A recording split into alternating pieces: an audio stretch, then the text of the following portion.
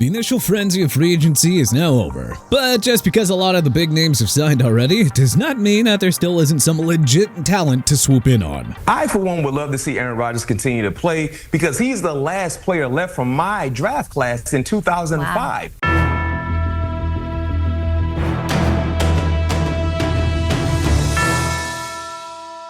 How about we take a look at the market and identify the top remaining free agents and where they should sign. Amari Cooper, wide receiver. As far as the wide receiver market goes, make no mistake about it. Just because there has not been a ton of noise around Amari Cooper, he is far and away the top wide receiver available, and there is a case to be made that he is the best remaining player in free agency regardless of position. People are sleeping on the 30-year-old receiver a bit because last season was a bit of a down year for Cooper in terms of his overall production. But to be fair, I hate when people say to be fair. Oh, to be fair. To be fair. To be fair. To be fair. To be fair. The season started in Cleveland, and he had to switch offenses mid-year. Unfortunately, he never really seemed to be able to get himself properly integrated in the Bills' offense. Don't be shocked if Buffalo decides to run it back and give Cooper a full offseason to get up to speed with their offense. Or maybe we end up seeing a young and hungry team in need of help on the outside, like the Carolina Panthers or Los Angeles Chargers throw a bag his way. Aaron Rodgers, quarterback. After a hyped arrival, a brutal injury, and a lukewarm return, Rodgers quietly played some of his best ball at the tail end of the 2024 season, posting a 91-plus passer rating in 4 of his final 5 starts. Sure, that's not MVP-level Rodgers, but it's a reminder.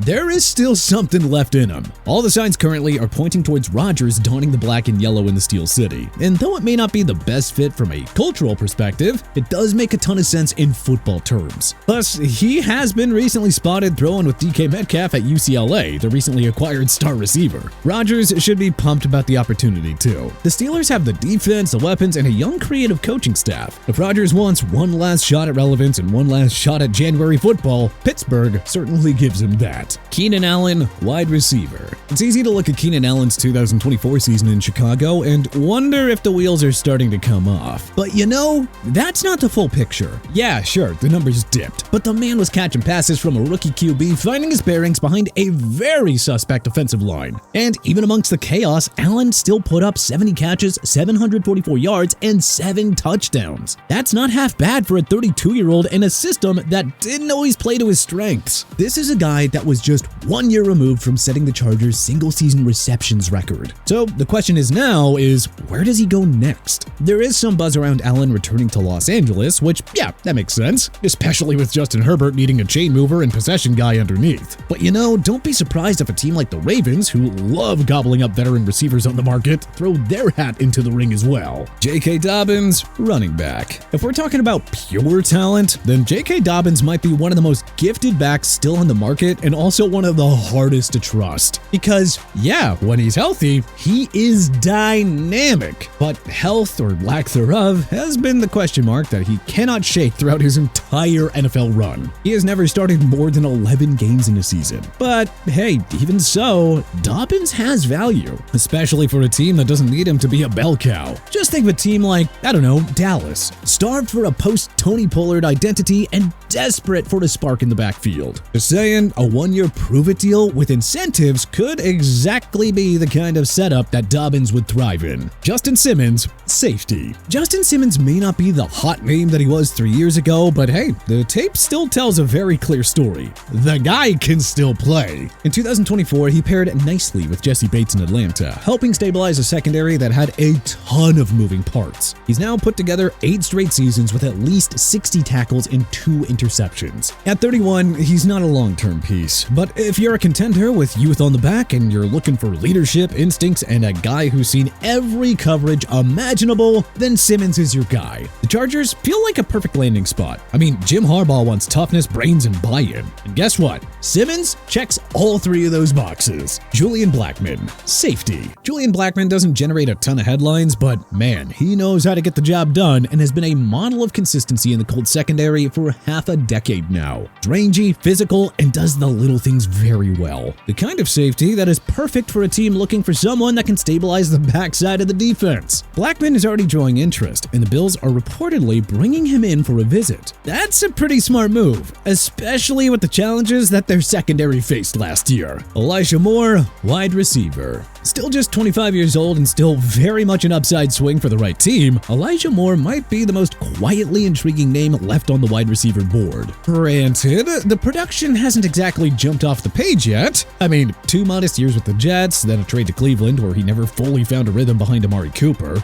But Moore has shown a legitimate ability to get open regardless of who is defending him. He's just lacked the consistency. Honestly, a team like the Jaguars would make a ton of sense here. Trevor Lawrence needs someone who can separate underneath and give that offense a bit more identity, and Moore needs a team that he can step up and be a main contributor for. Asante Samuel Jr., cornerback. 2024 was a bit of a lost year for the former second-round pick, with Samuel playing just 4 games before a shoulder injury ended his season. But, rewind that tape to his first 3 years in the league, and you'll see a corner who could play outside or in the slot and consistently made things a challenge for both the receiver he was matched up with and the opposing quarterback. If he is back to full strength, a team like the Bengals, who need to replenish their cornerback depth, could absolutely benefit from bringing him in. Stephon Gilmore, cornerback. At 33, Stephon Gilmore is not the guy who won Defensive Player of the Year. But he's still a technician, still physical, and still a starter in this league. Assuming he still wants to get out there this season, he could be a great pickup for a contending team looking for a veteran to plug into their defensive secondary. Similar to what he did for the Minnesota Vikings last year. Heck, maybe he stays in the NFC North. If not with the Vikes, maybe a landing spot like the Lions would make perfect sense. Gilmore could be the veteran voice who, in addition to his coverage skills, could provide accountability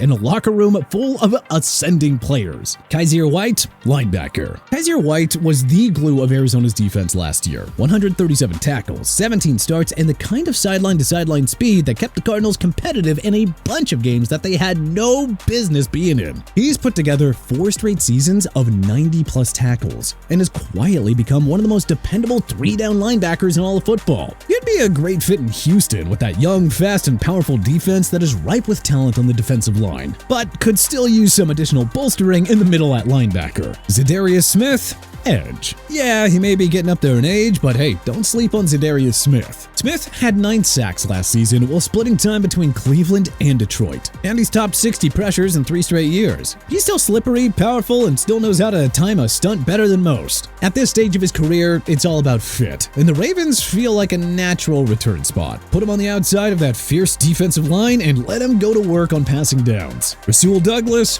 cornerback. There is no getting around it. 2024 was a down year for Rasul Douglas, as the veteran corner allowed a career worst in completion percentage and passer rating. But even with the drop-off, Douglas has enough of a track record to earn another shot. A system like Indianapolis really makes sense. Lou Anarumo loves long, rangy corners who can press and bait throws. Douglas checks all those boxes. Von Miller, edge. We are firmly in the legacy phase of Von Miller's career now. The burst is not what it used to be. The injuries have certainly added up. But at the end of the day, he is still Von Miller. And for 5 to 10 snaps a game, he can still get home. He may have only managed 2 sacks in 2024, but he was limited all year, and looked to be able to dial up some vintage Von toward the back half of the season and into the playoffs. What he needs now is a defined role, low usage, and a contender with enough edge depth to keep him fresh. Look for one of the NFL's top teams like the Washington Commanders or the Philadelphia Eagles to bring him in as a rotational piece that they can call on in pivotal situations of the game. Brandon Scherff, OG.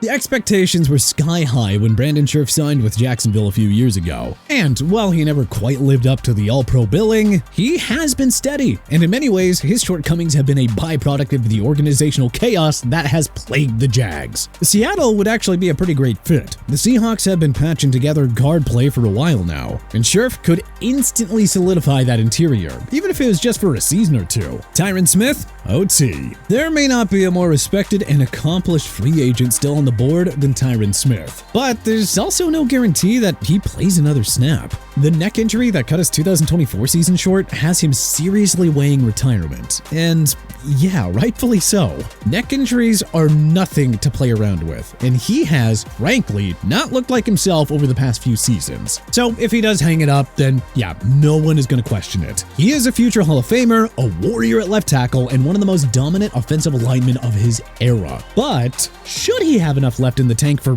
one more run? Look for a team like Kansas City or Cincinnati in need of some depth on the offensive line to give Smith a call. But hey, which remaining NFL free agent do you want your favorite team to sign? Who do you think we were right on here? Who do you think we were wrong about? Was there anyone that we may have missed? Let us know in the comment section below. If you like this video and learned a thing or two, then hey, clicking that like button helps us out a ton. And you know, we really appreciate it. If this is your first time coming around to TPS though, then subscribing is a great idea because we put out videos like this every single day. But as always, thanks for watching and we'll see you guys next time.